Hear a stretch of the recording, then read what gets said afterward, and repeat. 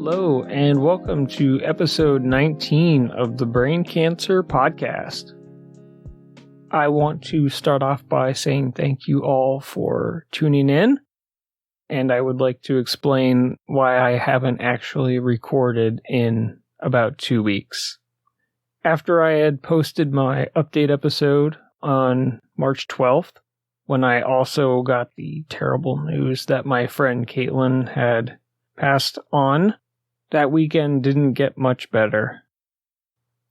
I had fallen asleep on Sunday at some point in my computer chair. I don't know for how long, but it only seemed like it was probably an hour. When I woke up, I don't know what happened to my back, but it was in so much pain that I had trouble just being able to get to my bathroom. I don't recall ever having that much back pain in my life. The following day was a Monday. That was the day I never actually left my apartment. My back hurt so bad that I don't think I even got a shower that day. I don't remember, but it just hurt so bad. And I was taking plenty of ibuprofen and using a lot of Icy Hot as well. I know I had shown a picture of it on my Facebook page or on the podcast Facebook page of the heated back pad that Caitlin had sent me maybe about a month or a month and a half ago. And I have to say, that was one of the greatest gifts that I could have been given. It hasn't left my bed, and for those few days, being able to alternate between the heating part and then putting some ice on it a few hours later, along with the fact that parts of it vibrate at different intensities, so you can kind of move it around and put it exactly where your muscles are really sore, and that really helped to loosen up my back. It was really bad for about 2 or 3 days. It's now been 12 days, and what I'm dealing with now is just a very numb, dull type of pain. I was able to take my walks over the past few days and get out and actually get a little bit of cleaning up done in the yard because spring is finally just about here in Boston. And I look forward to sharing with you all of the amazing spring plants and colors and everything coming to life all around the city, and especially over at the Arboretum, which most of you will know is one of my favorite places to take my walks. And I can walk there every single day and never get bored of it. Now we have spring, and then the summer, and then eventually we'll have the fall colors again. And I plan to share a lot of those photos on the Facebook page as well. If you follow me on there, you'll know that I'm also quite a fan of astrophotography. And I've been posting some of the pictures that I've taken of the moon. And I've taken a few others. But I think some of the moon pictures that I have are some of my favorite. I will be hooking up my actual camera to my telescope over the summer as well. But I just wanted to let you all know what's going on and why I haven't really been posting or doing much of anything. It was really hard with the amount of pain my back was in. That might sound like an excuse, and maybe it is, but it was also just really uncomfortable for me to be sitting at my chair for too long. But I think with all of that out of the way, we can actually get into the topic of the episode.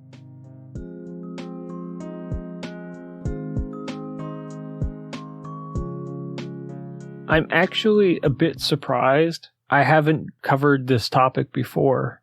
I know I had done the radiation episode, but I somehow completely passed over the fact that to go along with radiation, many people for any sort of high-grade tumor, meaning grades 3 and 4, will be prescribed temozolomide at some point, which is a brand name of Temodar, which is the chemotherapy often used in treating any sorts of high-grade gliomas. Now, what temozolomide does, it's what's known as an alkylating agent. So it binds to the DNA in the cells, more specifically the guanine, and the damage that it does there will stop the cell from growing, dividing, and it will send the cell into the death spiral known as apoptosis, which is just self-induced cell death, programmed cell death. The important thing about temozolomide is that it passes through the blood-brain barrier, which is both the best thing about our brains and the worst thing about our brains. That really is one of the biggest challenges to creating effective brain cancer treatments. The blood-brain barrier stops most of the other drugs from being able to even get into the brain. That's why there have been chemotherapy wafers, which are inserted into the resection cavity during surgery, so that they don't have to worry about crossing the blood-brain barrier. It's already in there, and it can go right to work as soon as the surgery is over. It's already there, and it naturally breaks down over a period of time, slowly releasing the chemo into that very specific part of the brain. Temozolomide is a pill which you take once a day. I'm going to cover some of the important topics and terminology around chemo and Temodar. The standard of care for most brain tumors, or at least the high-grade tumors like glioblastoma and astrocytomas, consists of surgery, radiation, and chemo. Even the addition of temozolomide is a fairly recent addition to what was pretty much just surgery and radiation. Over the course of the years, there were many clinical trials that showed radiation therapy combined with temozolomide increased the survival for glioblastoma up from 12 months to 14.1. There was a marked increase in people who made it to the 2-year mark, and there was a 10% increase of people who made it to the 5-year mark. So it is quite effective. There are 2 types of therapy for Temodar. The first one is your concurrent therapy, which goes with your radiation. Your radiation is usually 6 weeks, and that is exactly how long the initial Temodar goes. At this point, you'll be on a lower dose of Temodar. Your dosage will be determined by your height and your weight. So what one person takes can be completely different from what somebody else takes. Usually during this 6-week period, you'll get a lower dose.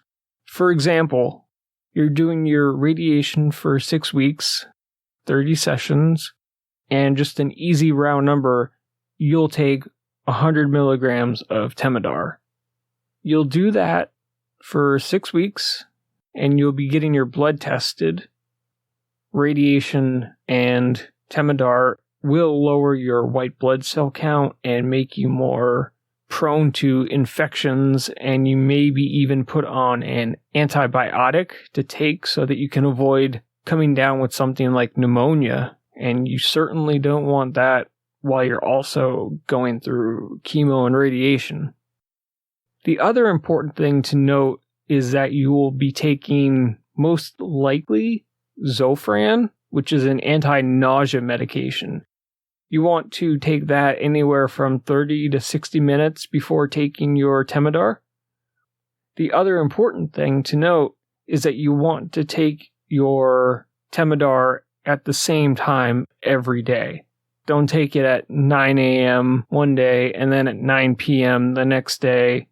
because you want to have a consistent amount of Temodar cycling through your body. You don't want to clump it all up in one short time frame. So you want to take it so you have that 24 hours and then 24 hours and then 24 hours. You'll do this for 6 weeks, and then after you're done with that 6 weeks, you will have an MRI to measure the effectiveness of the radiation and your initial 6 weeks of Temodar. Don't worry if there's not a huge change in your first scan post radiation.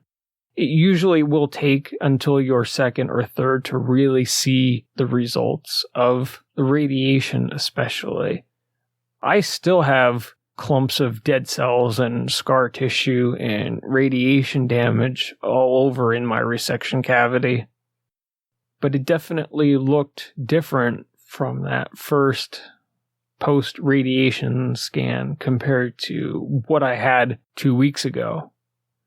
After that 6 weeks, you will have a meeting with your radiation oncologist and your neuro-oncologist to determine how they're going to proceed following that 6 weeks. Most people will go on what's called adjuvant therapy. I'm sorry if I'm saying it wrong. I don't think I ever pronounce it right. Basically known as the 523 cycle. So the cycle is 28 days long. For those first 5 days, you will take a higher dose of temozolomide. Going back to the earlier example with 100 milligrams, once you get to the 523 cycle, you get a much higher dose, but you only take it for 5 days. So just as another round number, you might go up to 400 milligrams of Temodar every day for those 5 days, and then you have 23 days off to kind of recover from the high-dose chemo. Just like before, you will be taking your Zofran anywhere from 30 to 60 minutes before you take your pills. All of the other information is the same. You'll have blood work to measure your platelets and your white blood counts. And you'll likely do this anywhere from 6, 7, 8 months. But usually the average seems to be about 6 months of the 523. Each person will be different. And you'll have to talk with your doctor about what the plan is going forward after the 523 cycles. You may have a break where you go on just a watch and wait, so where you just monitor, and you have to pay attention to the symptoms that you notice in your everyday life that could be a sign that something is just not right. Personally, looking back, there were so many red flags and signs that something was wrong, but I just had no idea.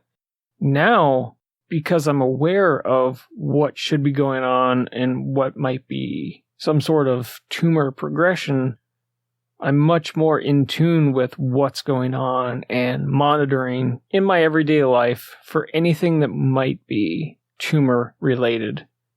But you still have to make sure that you don't turn into always thinking about every single little problem is, oh, the tumor is back, or everything that you just went through was for naught. So just pay attention, but be reasonable about it. So we've covered the basics of what the chemo does, the 2 types of treatments that will likely be prescribed to you. And then there are going to be the side effects. We already touched on nausea. That's why you're given that prescription of Zofran. There are other anti-nausea medications that you could get if Zofran doesn't work. For me personally, the stuff called Nausine, you can get it at CVS or any grocery or drugstore, works wonders for me. And I don't even mind the taste. Some people say it tastes chalky. I think they taste really good. Another possible side effect is constipation, which can be caused by both the Temodar and the Zofran. So you can get foods that are high in fiber, drink a lot of water, which is always good anyways. Being active and keeping your body moving, even for 30 minutes a day. And then there are always stool softeners, which is also a good thing, but you don't want to become reliant on things like that. And if it gets really bad, talk to your doctor. We also hinted at your decreased white blood cells and your decreased platelet count. Because chemo attacks rapidly dividing cells, it unfortunately will be taking out your white blood cells and wrecking your platelet counts, and then the obvious loss of hair. So your doctor may have you take one cycle off or delay starting the next cycle for a week or 2 weeks until your platelet counts can get high enough to be able to make it through another cycle. I know you're probably all sick of hearing about wearing masks, but that's actually one of the better things that you can do when you're on any type of chemo, because you can't really afford to be getting sick, whether it's a virus infection or a bacterial infection. Your body is in such a vulnerable state that you have to do everything that you can to prevent getting sick in the first place. Seeing how the world has dealt with this pandemic, it's also brought to light how so many of us feel on a daily basis, where we have to deal with this anxiety about recurrence or getting through another cycle or whatever it may be. At least we are almost to the end of this pandemic. With the vaccines rolling out, things are beginning to open up again. Hopefully, we can all have a nice summer. A couple other side effects are fatigue, which is just a general brain cancer side effect, no matter what, whether you are on radiation therapy, chemo, watch and wait. It's just something that we have to deal with, unfortunately. And a lot of times it's because we're also on medications like Keppra, which really makes me tired. You will get information from your doctor, and you can ask them additional questions if you have any. But one of the other big things that they will tell you is don't get pregnant or don't try and have a child. The chemo is so toxic and it destroys rapidly dividing cells, which in men, that's going to be your sperm cells, and you can have severe birth defects as a result of chemo-damaged sperm cells fertilizing an egg. And it's just the same for a woman, where the temozolomide can damage an unborn fetus. So it's very, very important that you speak with your doctor, and they will offer you egg freezing or sperm freezing if that's something that you want to plan for perhaps a year from now, in case you're worried about any sort of permanent damage. And there are specific doctors that you can talk to at your hospital regarding any sort of reproductive issues that come along with chemo. I just have a couple other things that I wanted to hit on before we wrap up here. One of the most important genetic tests that you will have done on your tumor is your MGMT methylation status. Now, I had done an episode last year, and I will put a link to it in the description for a more in-depth discussion on MGMT. The important thing to know is that your MGMT methylation status is a significant predictor of how effective Temodar will be for you. So what is MGMT? It is a DNA repair gene which compromises DNA repair and has been associated with longer survival in patients with glioblastoma who receive alkylating agents. If your MGMT promoter status is methylated, you will respond much better to the Temodar than somebody who has an unmethylated tumor type. I'm just going to read a part of this study that I have pulled up, which I will definitely link for you all. Among patients whose tumor contained a methylated MGMT promoter, a survival benefit was observed in patients treated with temozolomide and radiotherapy.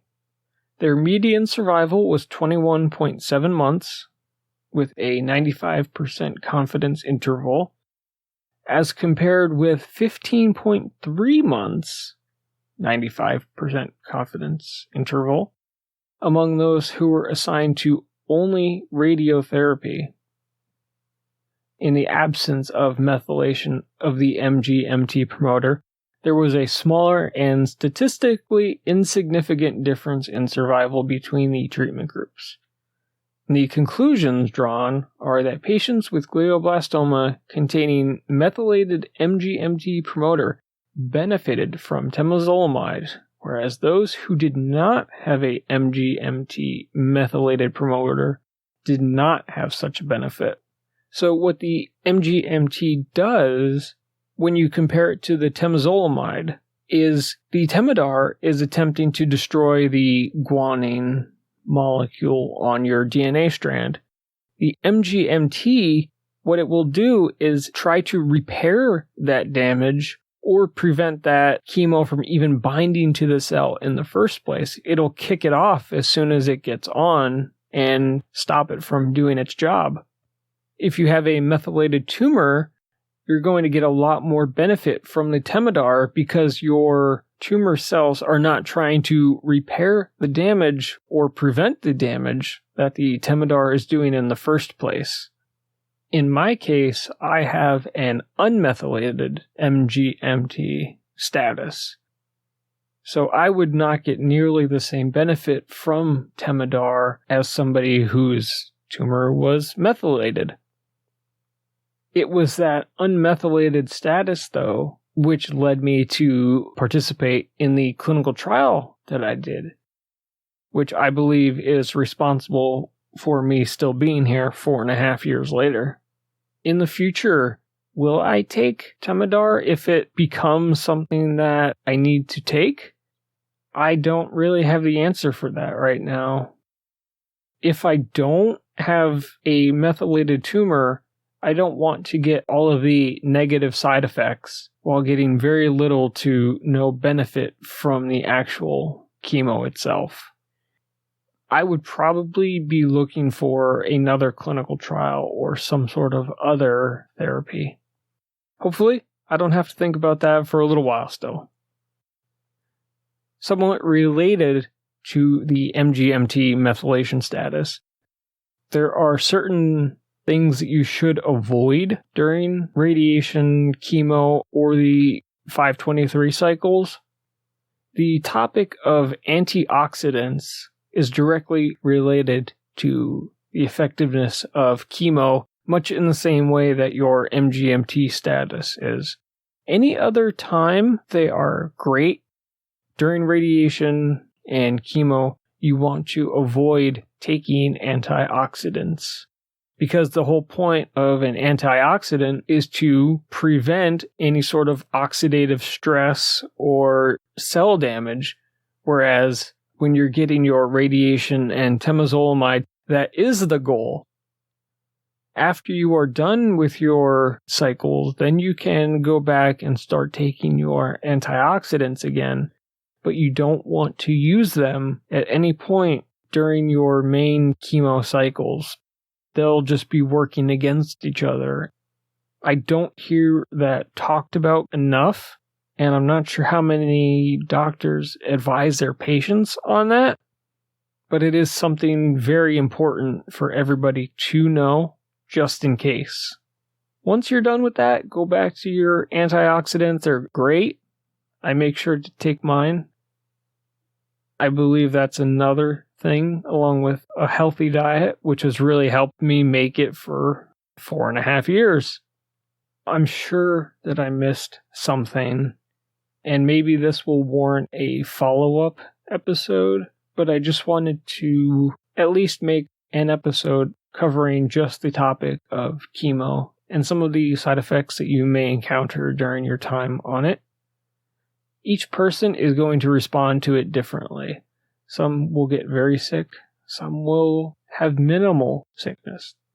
I know people who have worked through their entire radiation and chemo cycles, and it didn't bother them that much. Other people, it can really, really be a tough time. And we have many different variables between our ages, our genetic makeups, our general health, our diagnosis. There are so many different variables that it's impossible to effectively predict how a person will respond to radiation and Temodar. I just kind of wanted to give an overview on some of the common side effects, why it's used, and what to expect going into starting on temozolomide.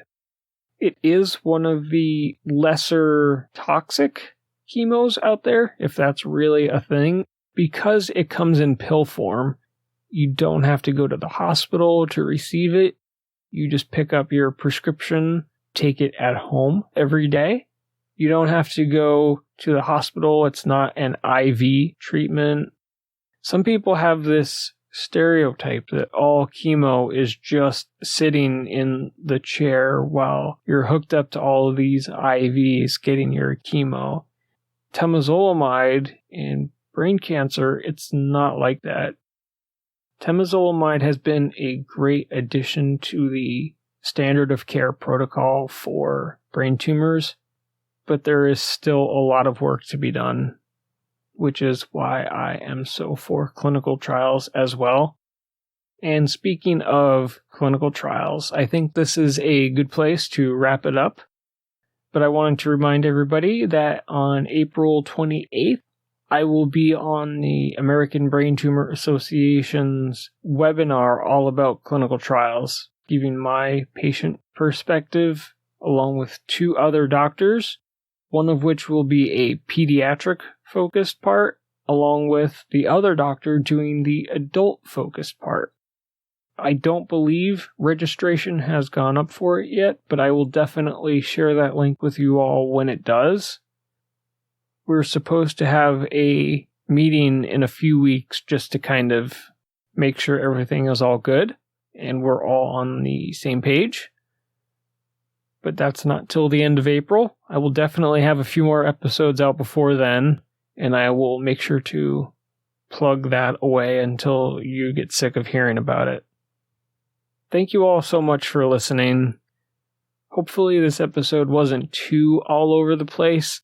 I haven't really sat down and recorded an actual episode in like a month, and it feels so good to sit down and just talk into my microphone again. It was just a very, very difficult 2 weeks, adding to the fact that I just couldn't walk for a couple days, along with getting over the loss of Caitlin, and then just trying to take a break from everything and just appreciate what I have. And after my back started feeling better, just going outside because we had some really nice days up in the 60s here. And I am really excited for spring to be here. And I look forward to sharing a whole lot more with you. Thank you all so much for listening. I already have some ideas for some upcoming episodes, but if you would like to come on and share your story, feel free to email me at braincancerpodcast@gmail.com or just get in touch with me through the Facebook at facebook.com/braincancerpodcast or follow me on Twitter and send me a message on there at braincancerpod. I'm also in Discord. You can find me there. But usually email is probably the best. This podcast is meant for anyone to come on and share their story in addition to making episodes about a specific topic, because the patient perspective is what really, really matters. I hope you all have a great day or great night. You all mean so much to me. And I will talk to you again soon. Bye.